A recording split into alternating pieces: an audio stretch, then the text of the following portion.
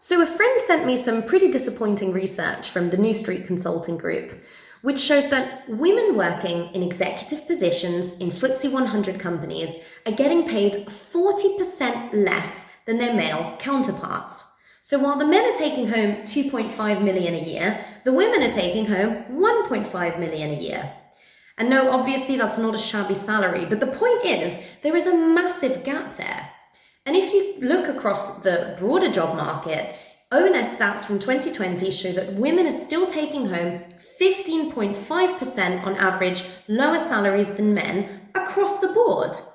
So that's a pretty important gap, and there's a lot of important work that needs to be done by organizations, by senior leadership, to ensure that they're not only promoting women into those senior roles, but also fairly compensating them as they do their male counterparts for the work that they do. So what prompted me to make this video about doubling your salary is not ignoring all of those challenges that exist, but from working with so many women, from coaching women, the women I've encountered in my career, there is still so many fears associated with having conversations about money at work. So what I want to look at in this video is what you can do, the steps that you can take, and what is in your power. And I guarantee you that if you consistently put these into action, you will see a change in your earnings. So let's get to it.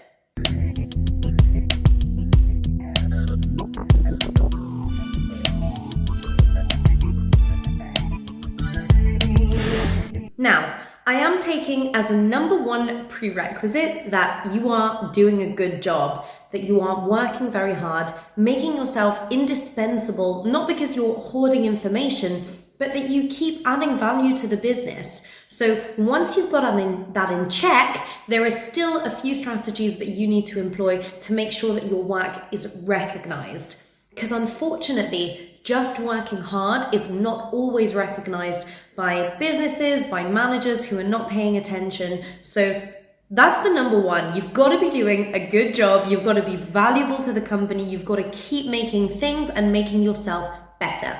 Once you've got that in check, here's what you do next. The single most important thing, this is the big one, that will make a difference across the course of your career to your earning and to your salary is asking for more money. I know it sounds incredibly simple, but I have heard every excuse under the sun as to why women especially don't want to do this.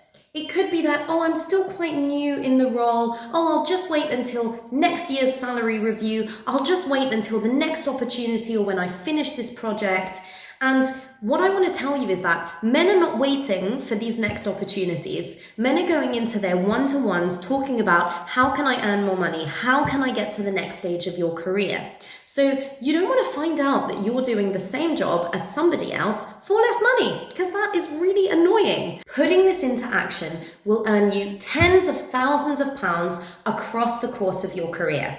And I think a lot of this fear stems from this feeling that you're not good enough. So if you ask for more money, they're just going to think, who is this person asking for more money? But my experience have been, and what I've found it generally to be, is that people respect you more because they know that you know what you're worth. So provided you're doing the work, and take a good hard look at yourself, if you are doing the work and you're doing a good job and you're delivering results for the company, then you should be asking for more money. I have a whole other video going into the ins and outs of how to approach the conversation of getting a pay rise, so I'll leave the link up above. Do check that out.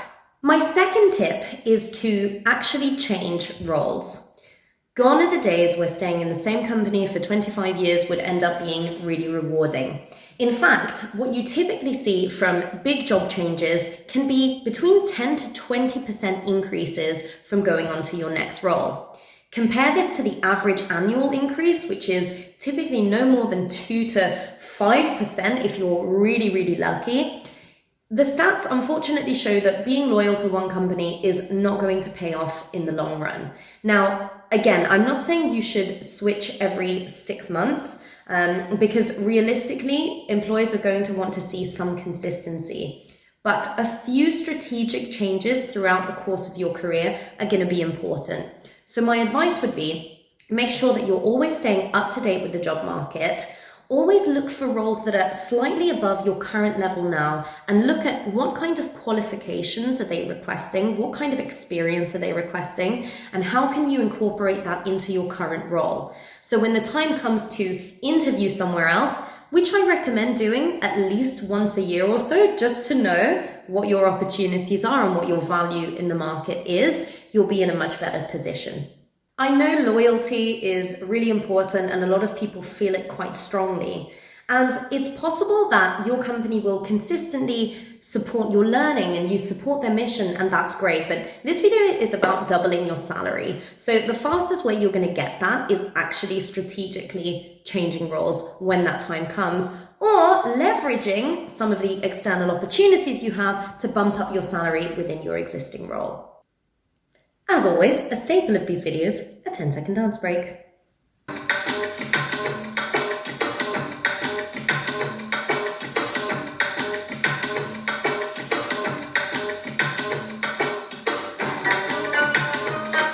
Step number 3, be flexible with the work that you're willing to do.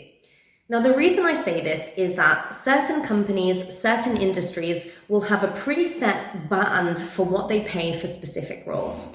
So let's say you really want to work within the fashion industry. Well, that's amazing, but working, let's say, as an account manager within the fashion industry, that will have a certain salary band, and I can guarantee you that's going to be lower than being an account manager within financial services. So if you have a core set of skills that you're happy to transfer within industries, then I do encourage you to explore those other opportunities. Certain industries will just pay less. So if you're really interested in just increasing your salary, then that's going to require a little bit of flexibility in learning different skills, but also potentially taking on different types of roles. When I started out, I didn't know exactly what I wanted to do, so I went from market research to influencer marketing, and I learned things along the way and now got into software, so tech roles will typically pay better. So if you're pretty open, then you can hunt for the opportunities that are going to offer you more money.